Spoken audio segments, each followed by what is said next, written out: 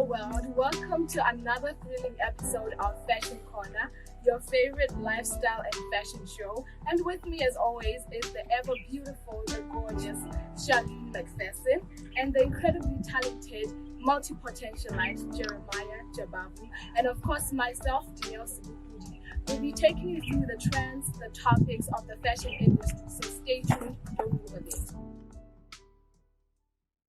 Welcome back. You are still watching Fashion Corner.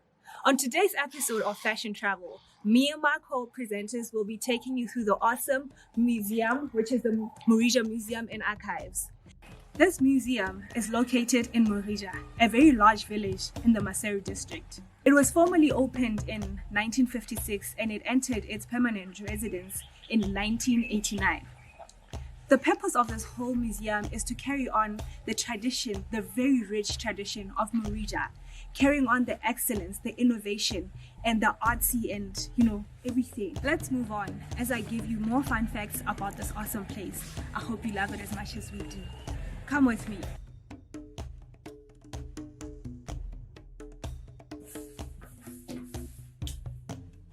This is home to many traditional Lesotho artifacts, treasures and cultures, also memorabilia from the Difakani and Boer Wars. The archives portion of this museum, which we'll get to see a bit later, it is very rich in 19th century documentation.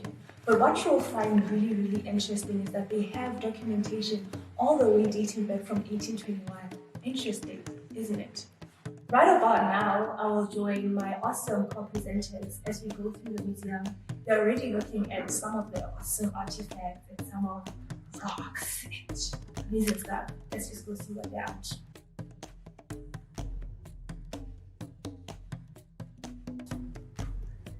Awesome, Jay. Yeah. So, can you please take us through what you've been looking at? Well, I'm looking at dinosaurs' footprints, and when I'm reading this information here, it tells me that Lesotho is actually the first country in sub-Saharan Africa in which fossil footprints were discovered. And to tell you a fact, they are called Lesothosaurus. Oh my goodness, who would have thought? Lesotho is so rich in history. And guys, this is like the actual up-to-scale footprint of the dinosaur. How amazing. Right about now, I'm going to take you to Dineo and let's see what she's up to. Girl, I discovered Wakanda. Tell me about your Wakanda land. Yes. So these are some of the tools that were used in the Iron Age, which started at around the 2nd century AD. That's like really, really long time ago. So we have the Lebeko, right, which is a metal spatula that was used for cleaning the nose. That must have been uncomfortable. This looks uncomfortable. Oh wow. We have the Khoshoko as well. It's a quiver that was used to carry arrows when huntsmen went to hunt. This looks like that thing that cat carries puss in boots. Right. So another interesting thing is the Loto, which is a hammer. But it does not look like a hammer to me. I mean, it's very light. It does. It's very light. I feel like it's just a smaller scale, but it really does look like a hammer. Yeah, so that was the tools that we used in the Iron Age. There you have it, ladies and gentlemen. This is what the museum had in store for us. All the way from the footprints to Dineo's discovery, Wakanda land. I'm loving it. I hope you loved it too. Welcome back. You are still watching. Yes, you got it right. Fashion Corner. And right about now, we're about to dive into fashion goals from the woods. Yeah. We're going to take it to you in style, like we always do. We're gonna take turns, turn 12 for you guys, critique the outfits, tell you more about the outfit. We're gonna dive deep into the threading, how we put that outfit together, everything. We are just going to dive deep for you guys. And without further ado, I'm just going to turn. Jay, give it to us. Well, when it was mentioned that we were coming to Murija, I thought of something that will actually mingle well with the aesthetics around us, you know. So I thought of camo pants and his shirt that is actually a bit brown and mustard, you know, just to blend in and to show people that I'm here and I'm demanding attention, you understand? And I thought of being warm again because it's really cold, you know. Plus the hat blends well with the pants and the shoes, and it's just great. I love it. I personally also love it because it's a sweatshirt for me. Everything about it, the color, the warmth. I love being warm, by the way. I love this color. It goes well with the camo pants as well. They don't clash. Like, for some reason, they work well together. I love the outfit. For me, from the top of my head, this outfit screams, I'm warm, wear me. The colors are warm, welcoming. I like the pants, they look very comfortable. They go well with this because it also looks very comfortable and very warm. Plus the shoes very dark. You know, I just love this outfit and I love how you put it together. Right? You know, He's definitely rocking it. Yeah. You wore it. I give it to you. And now to our next presenter, Miss Dini Dinks. Hello. She looks amazing. Honestly, I love the corduroy. She's screaming, I'm hot in winter. Hello. I'm bringing the heat, guys. I love the color of this mini dress. I love the color. It works well with my skin tone. It pops. I definitely love this outfit, Shane. I was really just about to say, I love the way it blends with your skin. And I love how it looks very warm. For those people who just want to, you know, stay warm, but also they don't like leveling up like me. You know, I just want to. I recommend this outfit for you guys because it's really warm. Although it is short, it is really warm. And there we have it, Miss Dini wore it. And then with me. So when I went shopping for this, I went into the store and I thought I was just gonna pick out pants because I'm a pants kind of girl. But then this dress, let me walk back to you guys. This dress called my name, guys. I don't even wear dresses, but this dress called my name. Yeah. And immediately after that, I saw this jacket and it was just like, this outfit is just tempting me. Yeah. And I'm tempted. Taking it. Yeah, and for me, I like the dress because, like you said, you're not the dress type of girl. You know, plus the colors with the jacket are blending so well and it looks flexible. It looks really flexible. That's what I like about it. I mean, for me, you made me fall in love with green. Like the way we're just in the jungle type vibes. You are looking the part. I love all the shades of green, and I love how it works with your shoes. It works with sneakers. You can put sandals on. It still works. I love the outfit. So there you have it, ladies and gentlemen. We always wear it, and tonight we wore it again. That was Fashion Goals. In the woods, Murija Art Center. Do stay tuned. We have loads and loads and loads in store for you. Let's carry on. Welcome back. You're still watching Fashion Corner, and this is what's in your bag. So I'm with the lovely, the gorgeous Lesedi Tuto Didinyane. How are you? I'm good. So Tuto is not only a beauty, but she's a beauty with brains. She's a TV model. She's an architecture student, currently in her third year. She's about to graduate, y'all. And also she's a brand ambassador for Kojang Makeup and for Regs by Bootsy. And for Regs by Bootsy. And I must say, I love your outfit. Thank you. I absolutely love your outfit. It's a designer outfit, by the way, by Rora Designs, by Risang Ratiu, a well-renowned fashion designer from here in Lesotho. She showcased at the Free State Fashion Week and also at the Fashion Brooklyn Fashion Week. And now she dressed our beautiful guest today. You look amazing. Thank you so much. Thank you. What made you choose this outfit? Well, I must say I love pink. Okay? I love pink. I had about the outfits to choose from, so I was like, you know what, I'm going to pick this one because I want to be that Barbie. Yes. Such a Barbie. You definitely so I was like, are. no, I'm taking this outfit. So I was like, yeah. And I love it. Thank you. So I can't wait to see what's in your bag. Like, I'm looking at it and I'm thinking it's so big. My what's big pink What's bag. in the bag, sis? Show us what's in the bag. Okay, I must say it's a bit dirty, guys. Don't mind that. Excuse the Okay, where should we start? the small pockets, the pocket bags. Yeah, let's start. There's a phone in here, my phone. My phone in here. Okay. Yeah, iPhone. We have Vaseline, guys. Wait. You know, Okay. this is an old Vaseline container. I actually take Vaseline from my. Yes. I was gonna ask where's the label? Then I have my mask, Definitely mask up. a must-have, and then we have a mirror, a broken mirror for the girl. You I know. can't.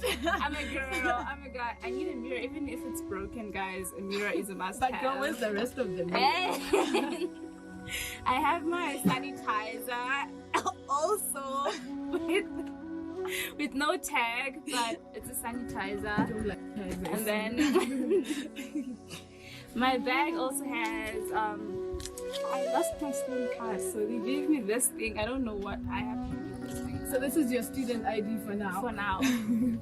But I have a lot of stuff. Headsets,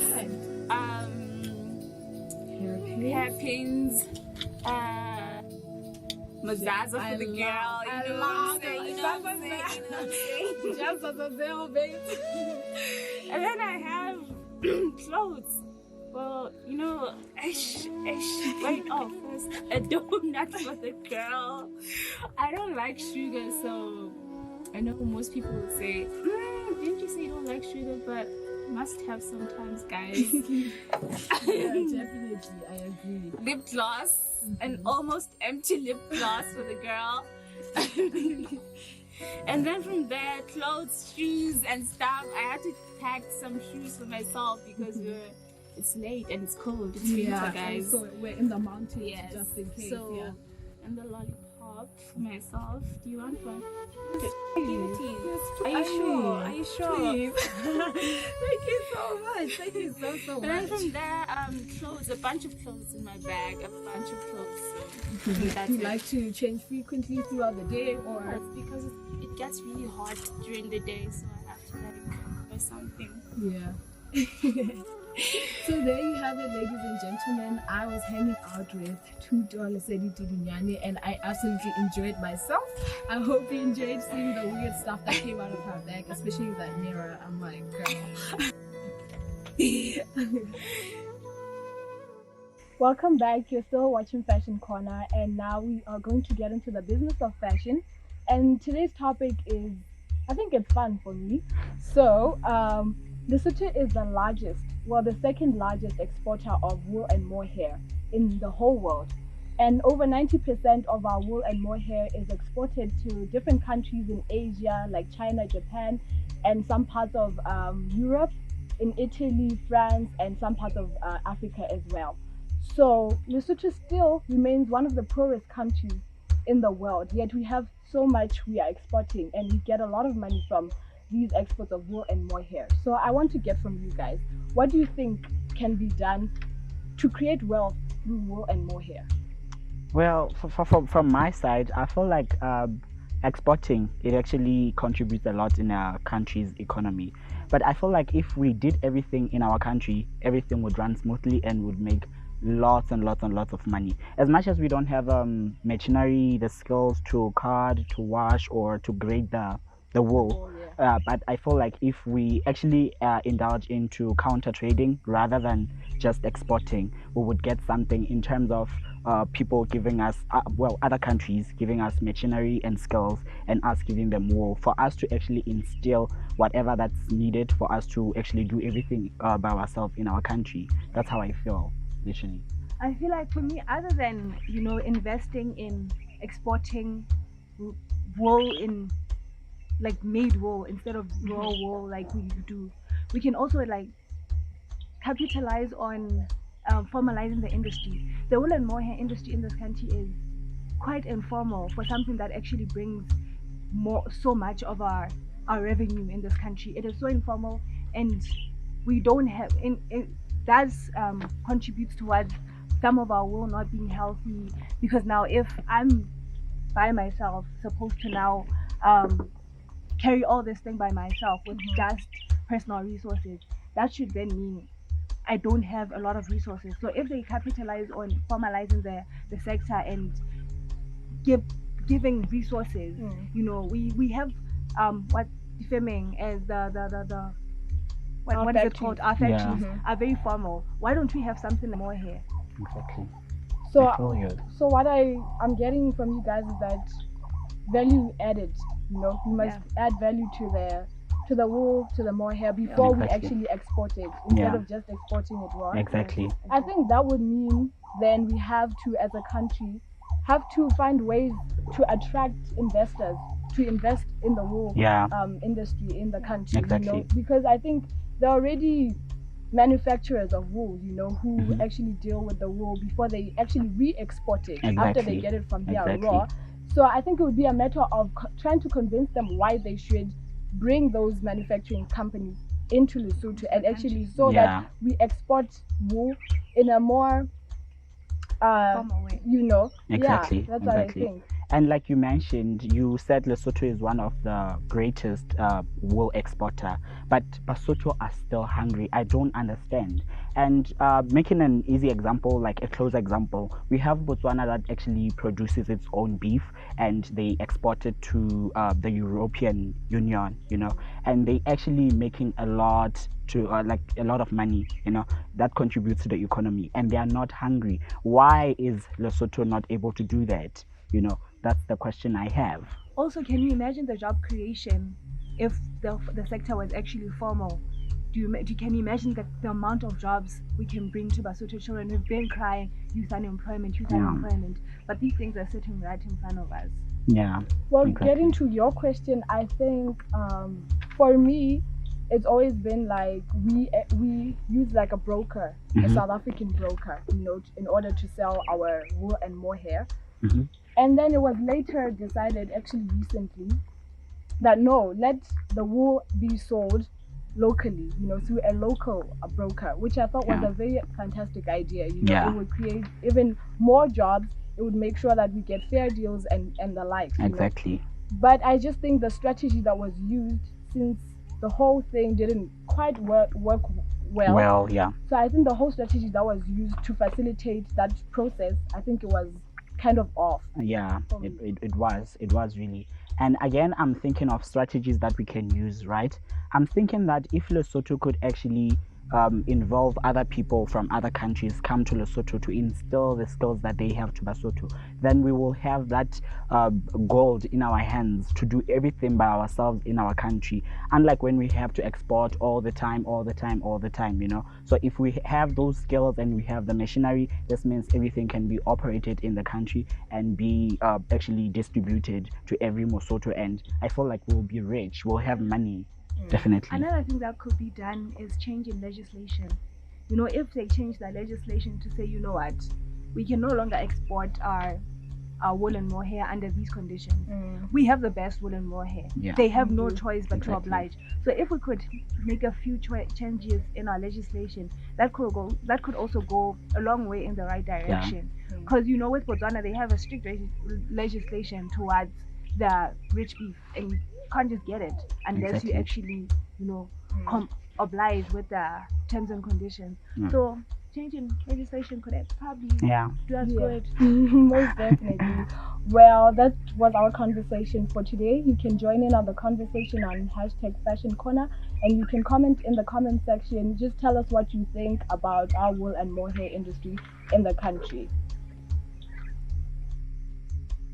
Well, unfortunately, we've come to the end of our show. Thank you so much for joining us. We had loads of fun. And from us to you guys, much love. Peace out.